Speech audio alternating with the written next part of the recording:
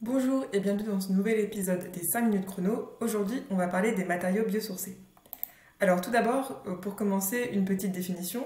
Alors les matériaux biosourcés, ce sont des matériaux qui sont issus de matières organiques, le plus souvent des matières végétales, mais ça peut être aussi animal, et ils sont réputés comme renouvelables, c'est-à-dire que le temps qu'il faut pour les régénérer est relativement court et qu'en fait on peut en faire pousser assez facilement pour avoir de nouveau des matériaux à disposition.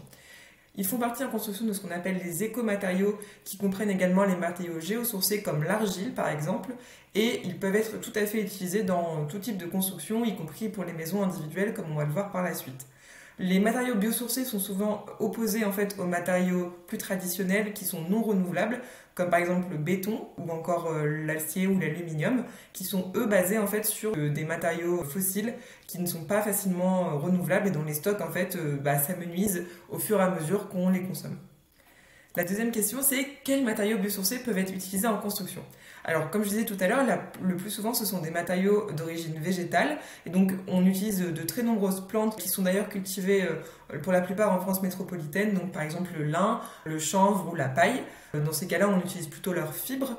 On a aussi, bien sûr, plusieurs essences de bois qui peuvent être utilisées en construction. On peut aussi retrouver, donc pour la partie plus animale, la laine de mouton, qui peut être aussi utilisée en construction. Et bien sûr, on a aussi des matériaux recyclés d'origine végétale. Donc par exemple, la ouate de cellulose qui est fabriquée à partir de vieux journaux, ou en tout cas de papier, et le liège qui peut être obtenu à partir de bouchons. Au sein d'une maison, en fait, les usages sont assez multiples. Tout d'abord, la première chose qui nous vient à l'esprit quand on parle des matériaux biosourcés, c'est la question de l'isolation.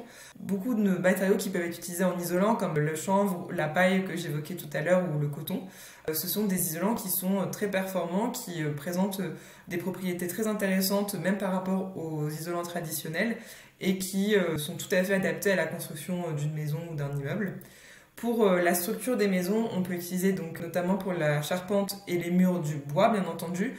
Alors pas n'importe quelle essence de bois, on va aller privilégier les bois qui ont des propriétés mécaniques intéressantes, donc qui sont très résistants.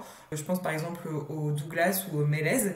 Et on va aussi pouvoir utiliser bien sûr du chêne, même si c'est plus coûteux. Pour les revêtements intérieurs ou extérieurs, là, la palette de bois est aussi assez large parce que là, on va pouvoir aller sur des essences qui ont des caractéristiques esthétiques et éventuellement aussi de résistance à l'humidité. Par exemple, en extérieur, pour le bardage, on peut partir sur du red cedar ou des bois exotiques, du bois brûlé aussi. Et pour les revêtements intérieurs, donc notamment les sols ou les murs, donc en volige, on peut avoir bien entendu du chêne pour le parquet, mais aussi du sapin, de l'épicéa pour les murs. Donc voilà, il y a plein de possibilités et en fonction des propriétés qu'on attend de la part du bois, on va s'orienter vers telle ou telle essence. Et enfin, on peut aussi retrouver les matériaux biosourcés dans les menuiseries avec du bois à la place de l'aluminium ou du PVC par exemple. Esthétiquement, ce sera souvent beaucoup plus joli. Donc la quatrième question, c'est quels sont les atouts des matériaux biosourcés? Alors déjà, il faut savoir que les matériaux biosourcés ont à peu près les mêmes propriétés en termes d'isolation contre le froid que les matériaux traditionnels, que ce soit la laine de verre ou la laine de roche. Mais à côté de ça, ils ont un avantage indéniable, c'est qu'ils sont de très bons isolants en termes de confort d'été, donc pour protéger en gros de la chaleur, puisqu'ils ont un temps de déphasage qui est beaucoup plus long que les matériaux traditionnels, et donc la chaleur va mettre beaucoup plus de temps à pénétrer dans la maison en plein été. Donc ça, c'est vraiment un des très grands avantages des isolants biosourcés notamment, c'est de ralentir vraiment la montée en température au sein des logements.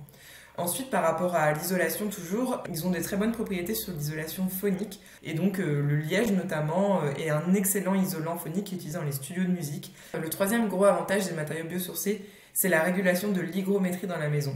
Tous les matériaux biosourcés, quels qu'ils soient, vont aller absorber ou relâcher de l'eau en fonction de l'humidité ambiante. Du coup, dans une maison en bois, on a l'impression que l'air est toujours sain, n'est jamais saturé en humidité. Donc ça donne vraiment des intérieurs qui sont très agréables à vivre à ce niveau-là.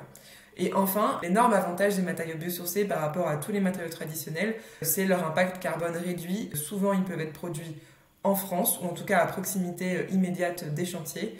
Et en plus de ça, comme ce sont des végétaux pour la plupart, ils captent en fait du carbone lorsqu'ils poussent et ne le relâchent dans l'atmosphère que lorsqu'ils sont détruits ou brûlés, donc vraiment à la fin de vie de la maison. Donc ça, c'est vraiment un énorme atout aussi en termes de limitation des émissions de gaz à effet de serre et du réchauffement climatique. Et au-delà de ces questions-là, les matériaux biosourcés présentent une très bonne durabilité dans le temps. Certains doivent être traités contre le feu notamment ou contre les rongeurs, mais une fois traités, ils ont exactement la même résistance que les matériaux traditionnels. La dernière question concerne en fait leurs inconvénients. Le premier point, c'est que les matériaux biosourcés sont souvent plus chers que les matériaux traditionnels. Leurs filières de production sont souvent moins développées, ils sont plus rares sur le marché et ça a tendance à se faire ressentir sur les prix. Il y a aussi des risques en fait en termes de pénurie, parce qu'avec l'arrivée de l'Aéro 2020, il va y avoir vraiment un essor très fort de la demande sur ces matériaux-là, sauf que la filière n'a pas encore eu complètement le temps de se structurer, pouvoir monter en fait en puissance. Donc il se peut que dans les prochains mois, il y ait quelques problèmes de provisionnement sur ces matériaux-là en particulier. Normalement, ça devrait être réglé assez rapidement et en France notamment, il y a un grand plan qui prévoit de vraiment mettre en avant ces matériaux et d'aider les industriels qui en produisent à faire face à la demande. Voilà, j'espère que cette vidéo vous aura plu. N'hésitez pas à consulter les autres vidéos présentes sur notre chaîne YouTube et à vous abonner également. Si ce type de contenu vous plaît, nous avons également un blog qui est disponible à l'adresse hommage.fr/blog. Merci et à très bientôt.